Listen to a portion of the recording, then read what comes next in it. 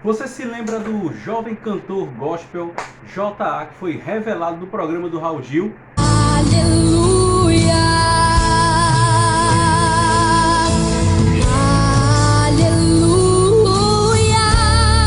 for the Lord God Almighty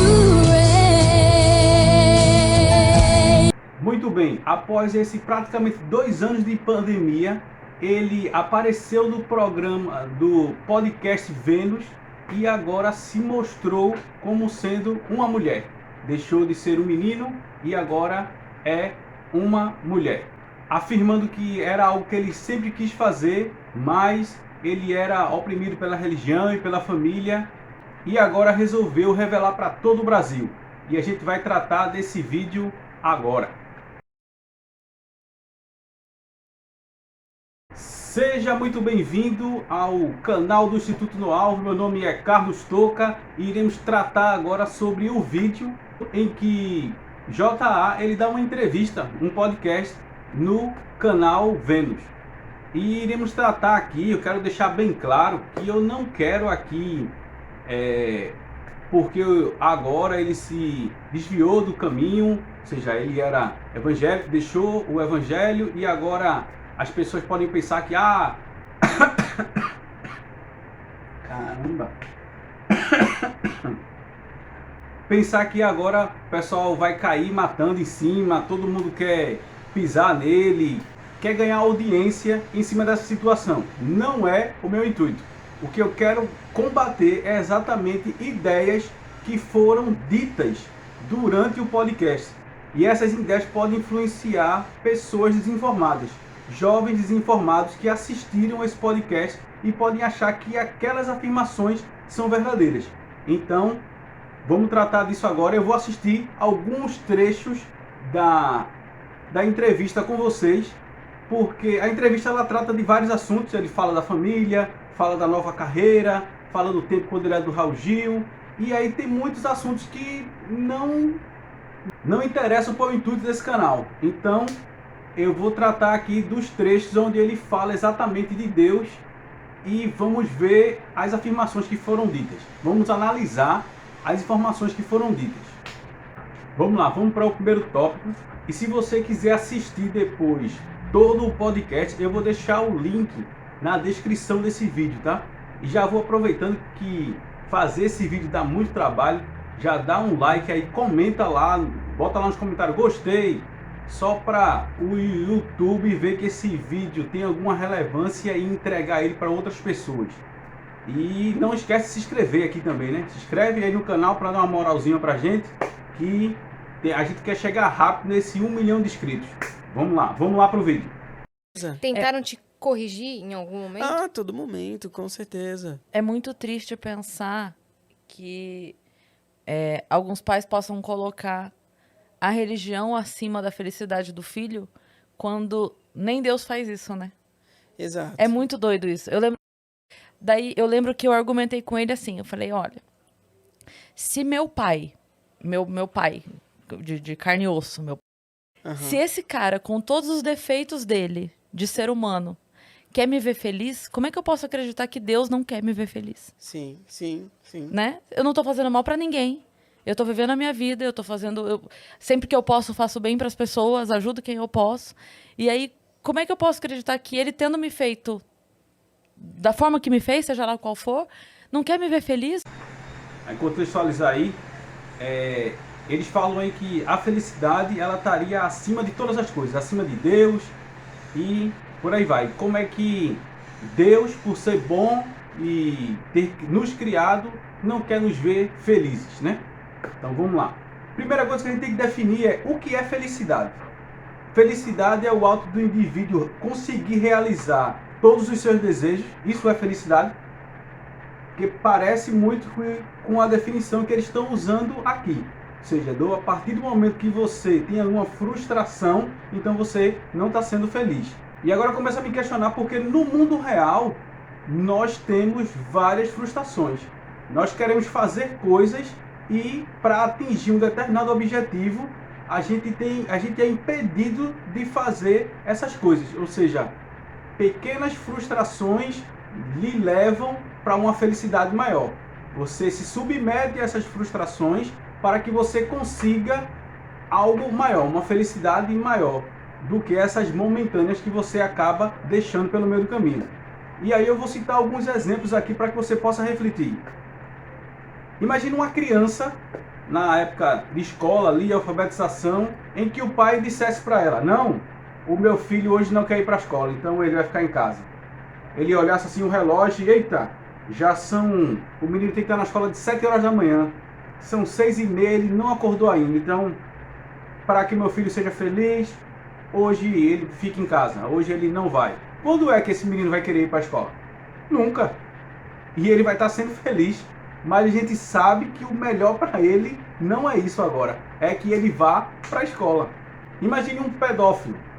Para que o pedófilo ele seja feliz, ele deseja um relacionamento com uma criança. E nem por isso essa felicidade é benéfica.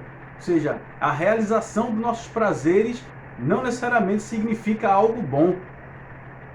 Terceiro tópico. Um alcoólatra. Imagine aí um alcoólatra onde ele sabe que se continuar bebendo, ele vai se prejudicar a sua saúde, pode morrer, mas mesmo assim, para realizar o seu desejo, a sua vontade, ele continua bebendo. Ou seja, a realização dos nossos desejos não nos levam a uma plena felicidade. Por último, imagina agora um relacionamento entre um homem e uma mulher em que o marido ele trai a esposa, ele mente e tem um amante escondido.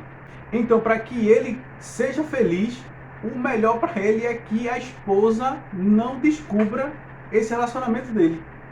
E será que, de alguma maneira, Deus ajuda ele a que ele permaneça feliz e que a esposa não saiba dessa traição que ele está fazendo, para que esse indivíduo ele seja feliz? Então, a felicidade ela não vem só de realizações. Existem também frustrações que são necessárias para um bem maior. Ok? Vamos continuar. Muito. E sabe o que é o louco? Tipo assim, você falou sobre colocar a religião acima de tudo. É o que acontece, por exemplo, agora nessa fase da minha transexualidade, de poder externalizar tudo isso. Eu tenho recebido inúmeras mensagens de todos os níveis que você imaginar. Tipo, ameaça de morte, todos os níveis. Que você já recebia antes. Imagina agora. Sim, com certeza. Agora, tipo, intensificou muito mais. O JA está recebendo ameaças de morte. Vamos dizer que essas ameaças, pelo contexto da conversa, sejam do público em que ele fazia parte antes. Sejam os evangélicos. E eu vejo que um erro não justifica o outro. JA ter saído da igreja, ter deixado o mundo evangélico, não justifica as pessoas quererem matar ou ameaçar ele. Ele é um ser humano como qualquer outra pessoa e tem direitos. Ele tem direito à vida, os direitos dados pela Constituição. E essas pessoas que estariam fazendo ameaças a ele estão totalmente erradas. Isso não pode acontecer. Muito pelo contrário. As pessoas que conviviam com ele é que deveriam ir chegar junto e perguntar o que está acontecendo e chamar ele para conversar e não ameaçar ele de morte. Essas ameaças são totalmente infundadas, não tem justificativa, e essas pessoas, se ele aí conseguir identificá-las, deve processar essas pessoas e procurar proteção através da justiça, porque são um bando de bandidos essas pessoas que estão fazendo ameaças a ele. Isso, como eu disse, um erro não justifica o outro. E o que acontece? As maiores religiões do mundo são catequistas. O cristianismo, o catolicismo, o islamismo e algumas outras. E normalmente as igrejas que têm um intuito de ser missionário, de fazer com que as pessoas acreditem num Deus verdadeiro, e normalmente esse Deus verdadeiro é o Deus delas, né? Então normalmente são religiões catequistas. E tipo assim... Ele comentou que essas 3 maiores religiões, elas são catecistas, e meio que elas impõem a sua doutrina para as pessoas. Primeiro vamos definir o que é catecismo. Catecismo é exatamente o ato de você ensinar uma pessoa através de perguntas e respostas. Eu já fui católico e lá eu fiz o catecismo e era exatamente assim. Tínhamos um livrinho onde a gente lia e tinha lá perguntas e respostas relacionadas à fé. Mas o catecismo, esse método de ensino pode ser feito com qualquer outra disciplina. E aqui, ó, eu tenho, que é algo também que não é relacionado só à fé católica, eu tenho aqui, ó, o Catecismo Maior de Westminster, que é exatamente aqui falando sobre perguntas e respostas, falando sobre a fé cristã reformada. E esse seria um método, ou seja, se a igreja adotou esse método para ensinar os seus fiéis o que deveriam fazer, eu não vejo mal nenhum. Ou seja, até porque se a pessoa se converteu a uma determinada religião, ele precisa aprender. E esse foi o método que a igreja utilizou na época, né? Muito tempo atrás aí. Hoje em dia é pouco realizado esse método, mas é o método existente, não tem problema nenhum. Vamos lá, vamos continuar. Quando você lê a Bíblia, pelo menos na minha visão, você vê que Cristo não era catequista. O que é ser catequista? É meio que você forçar alguém a tentar entender a sua visão. Cristo nunca teve isso. A mensagem dele era o que ganhava as pessoas. A mensagem dele acabou. Ele não fazia a questão de adular ninguém, de forçar ninguém a nada, porque a mensagem dele não precisava disso. Então eu não entendo, por exemplo, como a Igreja Católica, quando a gente vê na história, entre a cruz e a espada, onde a Igreja Católica matou inúmeros povos indígenas, entendeu? Em nome de Deus, e a gente vê tantas coisas que a religião, infelizmente, faz com essa visão catequista, sendo que a mensagem de Cristo nunca foi assim. Sim. Ele comentou que Cristo ele não fazia imposição da sua mensagem. Isso é verdade, ele não impunha a mensagem para ninguém, mas ele pregava ele para todas as pessoas. Ele pregava a mensagem nas sinagogas, ele pregava na rua, embaixo de uma árvore, e para todos aqueles que o seguiam, ele pregava essa mensagem. E claro, nada pode ser feito por imposição. A pessoa, por sua própria vontade, ela aceita aquela ideia proposta. E era isso que Cristo fazia. E eu não vejo, pelo menos, eu não vejo a igreja fazendo isso. As pessoas que vão ao encontro da igreja. Agora, tem gente que não quer mudar a sua vida. E é isso também Cristo ele pregava. Para você seguir ele, você tinha que mudar a sua vida. Deixar a sua vida de pecado e segui-lo. E aí as pessoas não querem fazer isso. Querem seguir a Cristo e continuar com a sua vida de pecado. Isso aí tá errado. Isso aí não dá, não. Outro dia eu vi um post do Padre Fábio de Mello, que eu achei tão incrível. Ele tem postado pequenos vídeos, assim, com algumas mensagens.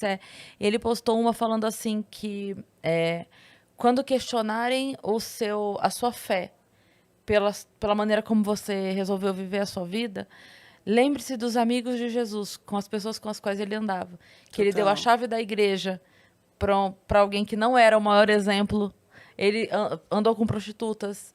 Né? Então ele falou assim, pare para pensar se a sua forma de viver não se aproxima bastante dos amigos que Jesus resolveu estar por perto. Então, assim, quando tentarem te distanciar da tua fé pela maneira como você vive a tua vida, pensa se, na verdade, a tua fé não te aproxima muito daquelas pessoas que Jesus escolheu para ter perto dele, né? Sim.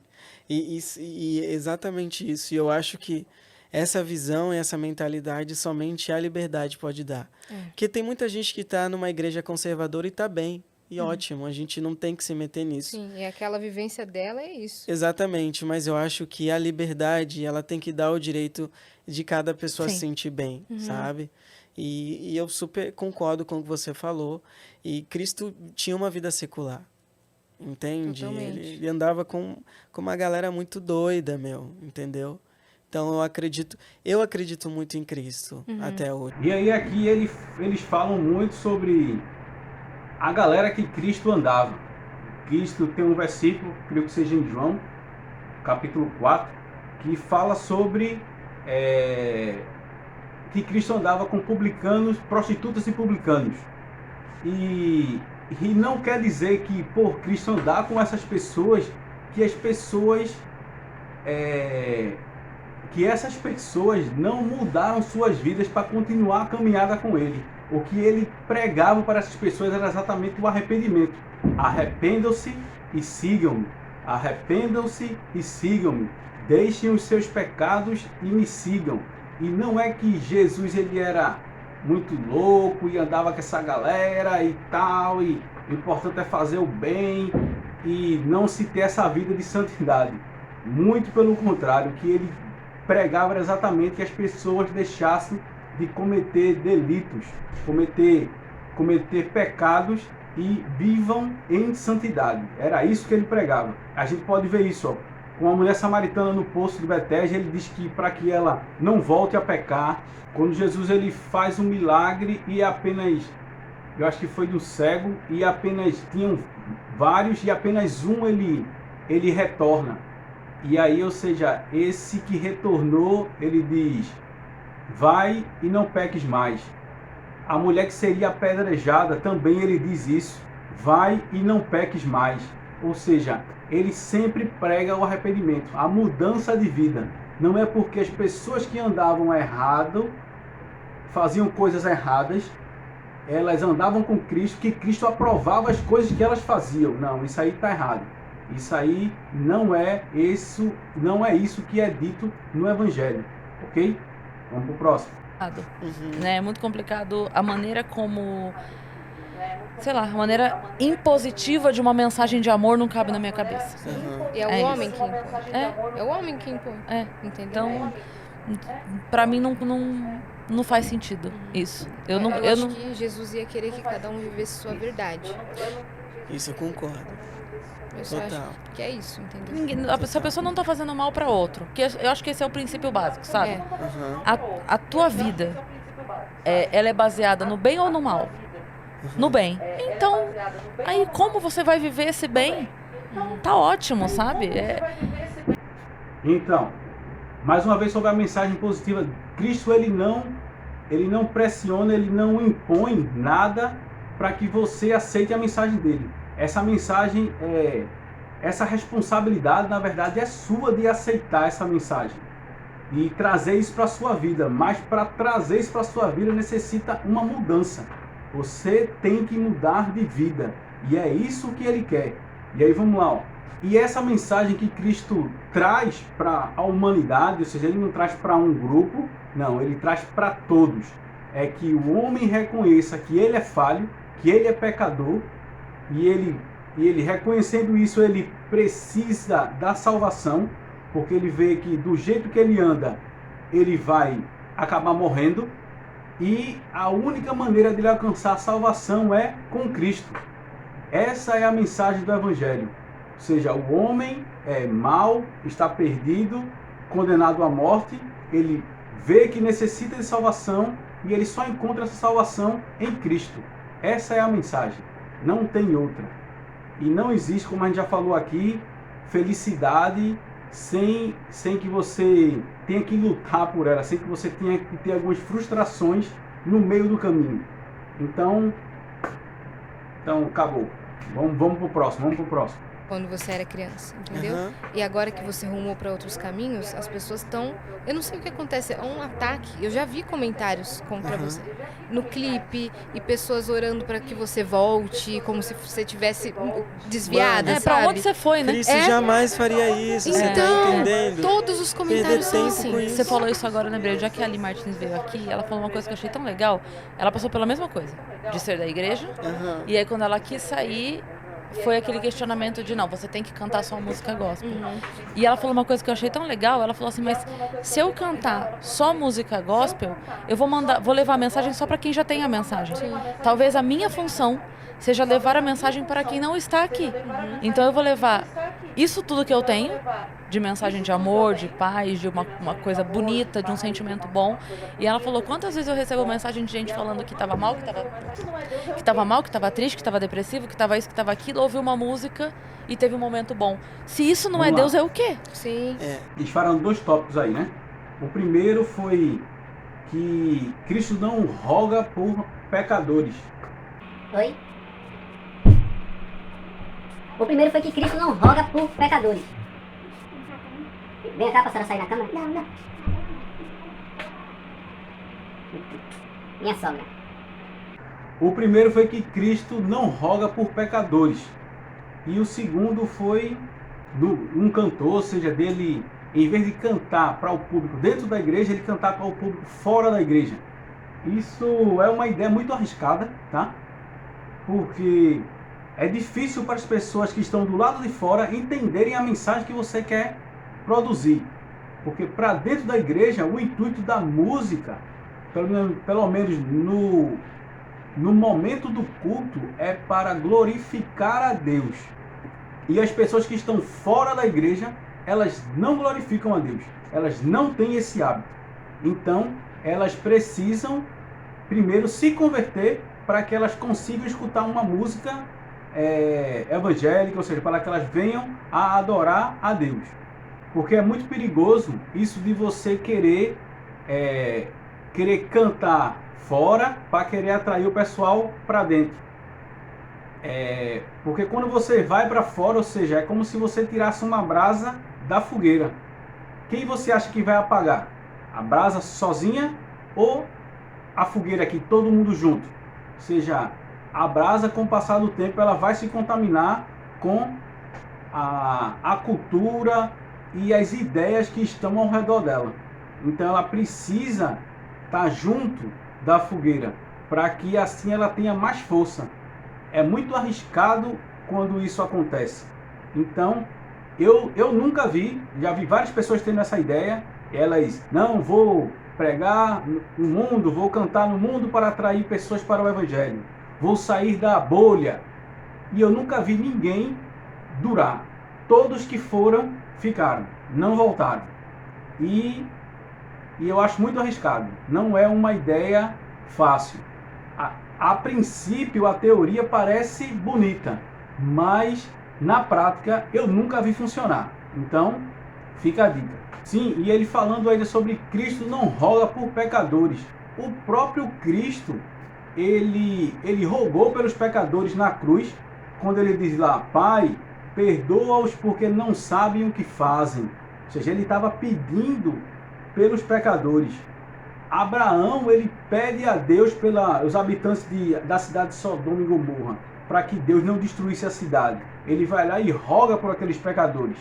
A gente vê também Moisés pedindo a Deus pelo povo, pois o povo tinha acabado de fazer um bezerro de ouro e Moisés chega lá e, Senhor, tem piedade, misericórdia desse povo. Ou seja, rogar por pecadores é algo muito normal no meu evangelho. Ou seja, não tem nenhum problema em isso acontecer. E nessa frase dele dizer que Cristo não faria isso, também está errado. Não tem base bíblica para isso ser dito. Né? Eu vou entrar num assunto meio polêmico aqui. Pode entrar, vamos Boa. Tipo assim, existe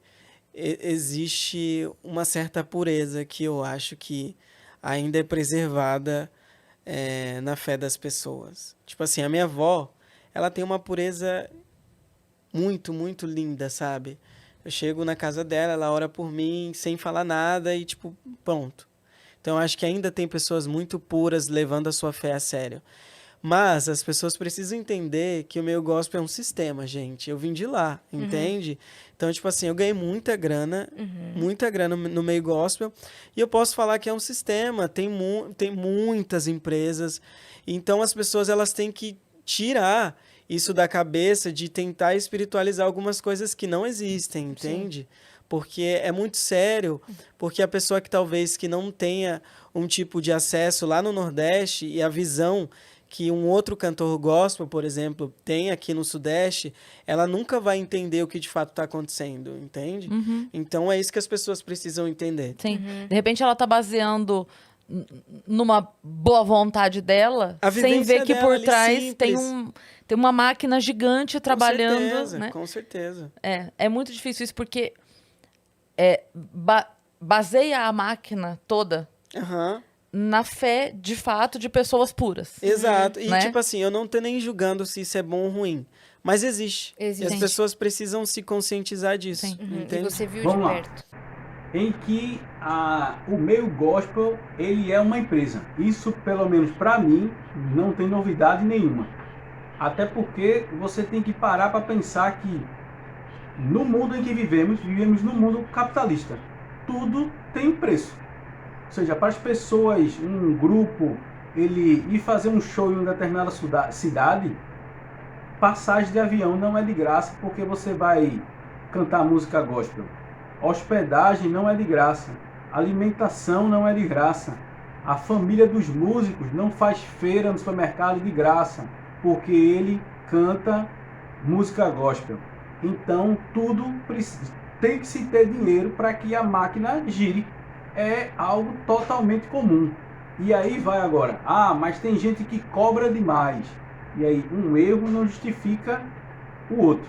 Se ele cobra demais, ele tem que prestar conta com Deus.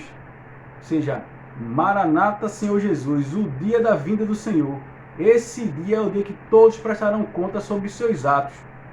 E você acreditar aí que o meio gospel é algo voluntariado e que as pessoas estão rodando o mundo para levar a mensagem em forma de música, você está vivendo numa caixinha aí, né? E aí você tem que ver que ali é um trabalho das pessoas, né? As pessoas necessitam daquilo. Então tem que ter dinheiro envolvido. É impossível. Imagine você, se o que você faz, não sei qual área que você trabalha, seja você enfermeiro, cabeleireiro, você trabalha no supermercado, no restaurante. Imagine agora que você tem que fazer o seu serviço para o próximo, ou seja, você não vai cobrar. Deus disse que você ame o próximo como a si mesmo. E aí agora? Você vai conseguir por quanto tempo manter isso? Imagina você é dono de um restaurante, você vai dar refeições agora de graça, porque as pessoas são o seu próximo. No próximo mês, ou menos do que isso, esse restaurante vai quebrar. Ou seja, não tem como se manter uma empresa, uma estrutura, um grupo de forma voluntária. É necessário existir algo que financie essa instituição. E o meu gospel é exatamente assim. E se é caro demais, existe gente que paga por isso. Então, se tem gente que paga e acha justo pagar pelo que está sendo oferecido, não tem problema nenhum. Se você acha que é caro, então não compre. E pronto. Muito, sim. E sua ficha já caía? Que existia esse sistema? Foi caindo aos poucos. Eu vi muita coisa que, não tinha nada a ver com o que as pessoas pregavam. Vi de tudo, assim, na igreja. Vi de tudo mesmo. Tudo? De tudo, amiga. De tudo. Aliciamento, vi de várias coisas. Drogas e tal. Então, porque as pessoas, elas precisam realmente desmistificar algumas coisas que muitas pessoas ainda acham que não existem. E, eu não tô falando aqui tentando julgar, mas eu preciso que as pessoas entendam que existem coisas. Sim. Entende? Nós somos seres humanos, nós estamos socializando e pessoas têm suas realidades diferentes. Então, eu acho que quando a gente tentar enxergar isso de uma maneira com mais facilidade, a gente também vai conseguir entender as outras pessoas de fora, sabe? Da nossa fé, da nossa crença. Sim. E nem o sistema que elas acreditam ser perfeito é perfeito. Não é, mana. Cheio de falhas. Mas não é mesmo, entendeu? É. Vamos lá. E aí ele fala sobre um testemunho de pessoas que vivem no meio gospel, o evangélico gospel, em que esse testemunho não condiz com o que se é pregado. As pessoas pregam uma coisa e vivem outra. E aí eu volto de novo a essa argumentação em que porque um grupo faz algo de errado não justifica eu fazer errado. Isso é chamado de falácia. Quando você justifica algo porque a maioria faz. Por que você vai comprar essa camisa? Porque todo mundo comprou, eu vou comprar também. Então, isso é uma falácia. Essa justificativa não tem raciocínio lógico. É uma falácia. E essa falácia é do tipo, para você até pesquisar aí. Quem foi que disse que esse canal não tem cultura? argumentum ad populum. Argumentum ad populum é exatamente a argumentação porque a maioria decide fazer aquilo. Se a maioria decide fazer aquilo, eu também vou fazer. A pessoa não chega a analisar o que está sendo proposto e só porque a maioria aceita, ela aceita também. Ou seja, não tem sentido, não tem lógica. Ou seja, se as pessoas fazem errado, eu vou fazer o certo. Porque o certo é sempre certo, mesmo que ninguém faça o certo. Vamos continuar. É porque se usa o nome de Deus de uma forma... Tipo, pra fazer a pessoa agir daquela forma, eu uso o nome de Deus. Sim. Ah, não, Deus é totalmente política. Deus é a política, entende? Então tem que ser uma coisa muito introspectiva e pessoal mesmo. Porque se você for parar para pensar, a história ela conta sobre um Deus baseado na política. A colonização, meu amor, toda feita através da religião, entendeu? Então a gente tem que parar de fechar a cabeça para algumas questões. Ele acaba de fazer uma afirmação que Deus é a política, e a outra coisa que foi debatida ali também foi que as pessoas usam de Deus para conseguir o poder político. Vou começar por essa. Você usar de Deus para conseguir o poder político, ou seja, isso está errado, porque você está usando da fé das pessoas para que as pessoas elas lhe deem essa autoridade. E a política, o que é política, né? Deus afirmou ali que Deus é a política. Não faz sentido Deus ser a política. Ou seja, foi a política que criou o universo? Foi a política que criou o homem? Não. Quem criou essas coisas foi Deus. E quem criou a política foi o homem. E para que o homem criou a política? A política foi algo feito pelo homem para que ele pudesse dar uma autoridade, seja a autoridade do Estado para um determinado administrador, seja de uma instituição, e aí através da política é que se é escolhido a pessoa que vai administrar o Estado ou a instituição. Isso é a política. E aí a política ela é relacionada com finanças, com economia, com social e por aí vai. Ou seja, Deus não é a política. Não faz sentido essa frase ao pé da letra. E quando você usa de Deus para alcançar o seu objetivo político, e aí você está usando da fé das pessoas. Isso também está errado, tá? Não pode existir isso. Eu acho que a grande questão está aí, é como Sócrates dizia: conheça a ti mesmo e conhecerás o universo e os deuses. Tá aí o passo. O problema não é a tua crença, o problema não é a tua religião, o problema é você impedir que você viva o seu autoconhecimento e impedir também que as pessoas vivam isso, entende? Porque é isso, a sua verdade é o que importa. As pessoas só se importam com o que você está fazendo porque elas não podem viver a verdade delas. Exato. Entendeu? Então Exato. ela fala, então agora o outro também não vai viver. Exato. Como é que eu vou impedir? Vamos lá. Ele fala sobre a frase de Sócrates: conhece a ti mesmo e conhecerás o universo e os deuses. Vamos primeiro analisar no contexto dele. Imagine aí, como é que você conheceria o universo e os deuses a partir da perspectiva dele, em que ele nega a realidade, ou seja, em que um homem ele diz, não, eu não sou um homem, eu sou um pássaro, em que ele vai reconhecer o universo e os deuses a partir dessa proposta. Não tem como. Ou seja, não faz muito sentido esse reconhece a ti mesmo, porque ele nega a realidade de quem ele é. Ou seja, J.A. ele é um homem e ele nega essa realidade se afirmando mulher. Isso era um pensamento que era muito feito pelos sofistas, que era exatamente um grupo em que Sócrates combatia, porque os sofistas eles negavam a realidade e ganhavam, ou seja, na argumentação através da lógica. Eles faziam uma argumentação lógica que era irreal, mas por ser lógica, ela poderia ser dita como verdade, mas era irreal. E Era exatamente isso que Sócrates combatia, era essas pessoas. E sobre a frase de Sócrates, eu vi até uma outra fase reescrevendo a frase de Sócrates, parafraseando essa frase, que foi assim, ó: conhece-te a ti mesmo, vou ler aqui, e saberás que nada acontece por acaso. Olha, conhece-te a ti mesmo e saberás que nada acontece por acaso. Essa é parafraseando a frase de Sócrates. E agora a frase de Sócrates é: conhece-te a ti mesmo e conhecerás o universo e os deuses.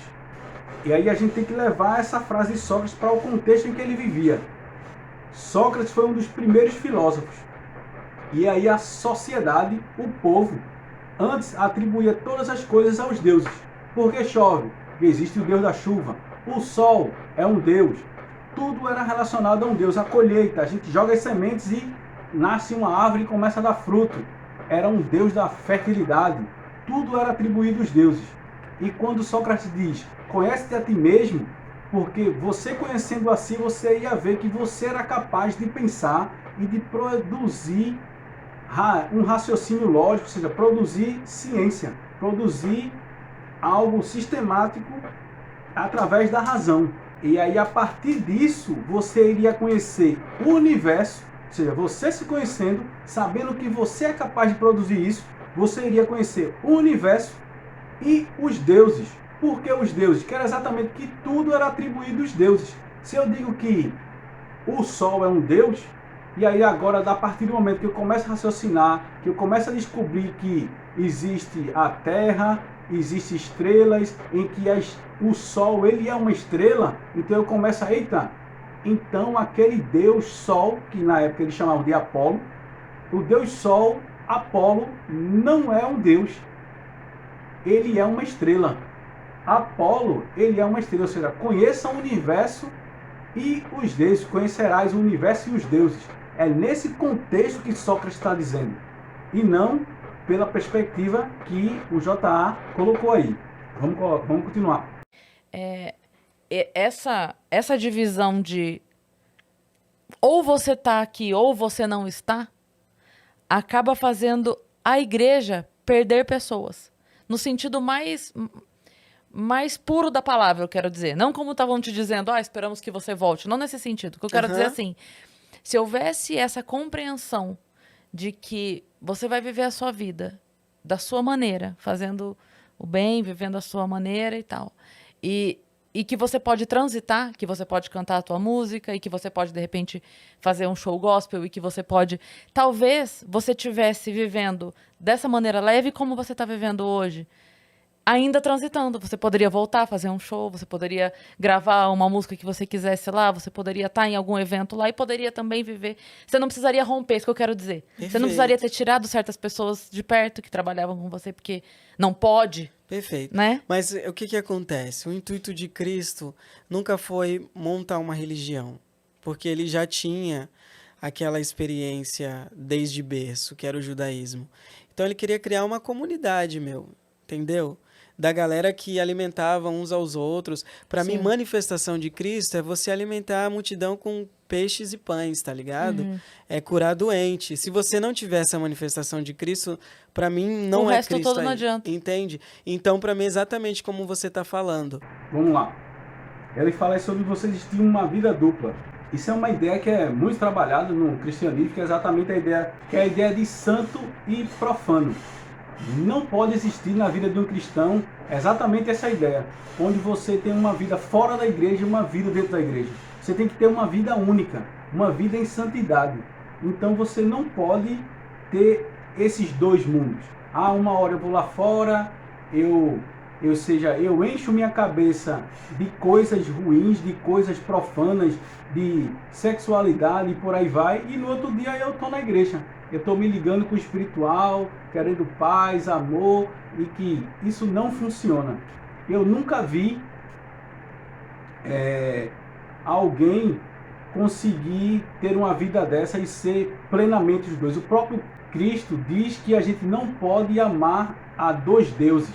Ou seja, se a gente amar a dois deuses, a gente vai amar mais um do que o outro. Ou seja, enquanto eu estou amando um, eu estou em detrimento com o outro. Então não existe essa vida dupla. O que existe é uma vida única em santidade. Ou seja na igreja, no trabalho, em casa, você tem que ter uma vida única.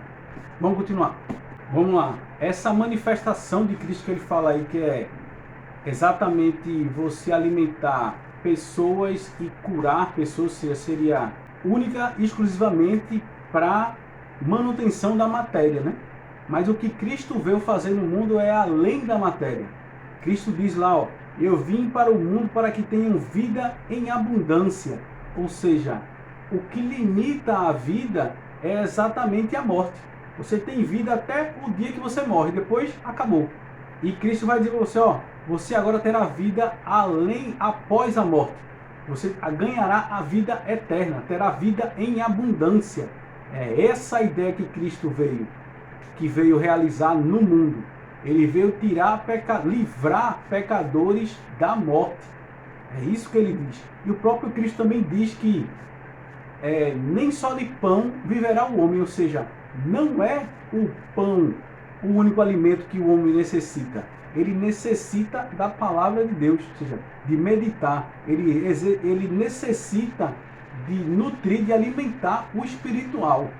Ou seja, só fazer boas ações e caridades, só isso não é manifestação de Deus. Essas caridades são importantes, mas elas por si só não são manifestações de Deus. A gente tem que tirar essa visão de que as pessoas precisam segurar umas às outras. Não. Se a mensagem não for capaz de fazer isso, então acabou, meu. Uhum. Então são meras palavras. Sim. Falando de uma maneira espiritual, vamos se dizer, né? Sim. Então se a mensagem não é capaz de impactar, então acabou. Vamos todo mundo sair e acabou. Entendeu? E agora eu concordo plenamente com o JA. Não são as pessoas com suas fórmulas milagrosas que vão fazer com que as pessoas fiquem na igreja. Não é uma boa oratória ou promessas de coisas materiais que vão fazer as pessoas ficarem na igreja. O que fica na igreja é a pessoa de livre e espontânea vontade, a partir do entendimento que ela tem que ela é pecadora e que ela está condenada à morte, que ela necessita da salvação e que a salvação só é encontrada em Cristo. Só isso é o que segura a pessoa numa igreja. E esse processo não é dado pelo homem, não é o homem que faz isso. Com o seu convencimento, com o seu raciocínio, isso é algo divino. Quem convence o homem do pecado e da justiça é o Espírito Santo. E se essa mensagem não ficou no seu coração, JA está certo. Nada mais importa. É melhor a gente ir para casa e acabou.